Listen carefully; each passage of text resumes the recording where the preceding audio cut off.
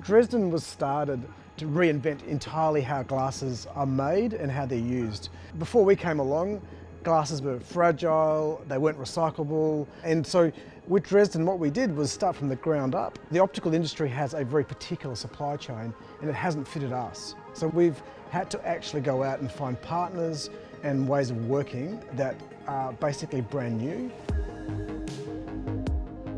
The CRC-P allowed us to assemble partners to really be very focused on exactly what we wanted to deliver. At the moment, virgin plastics typically are cheaper than recycled plastics.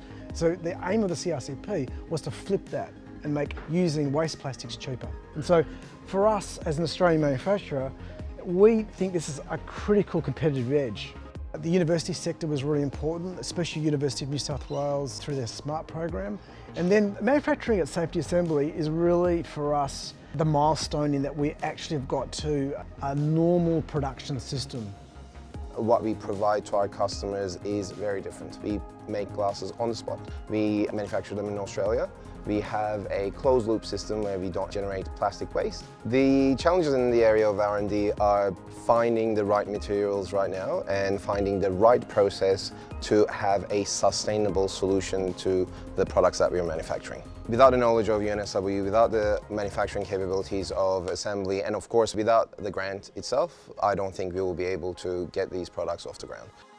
We're now almost at the end of the project and we've actually achieved what we set out to do. So what we've ended up with is a 100% recyclable, modular, strong, durable product that is made cheaper than any other country in the world. We've outpaced China on the manufacture of prescription glasses frames, which is an extraordinary thing.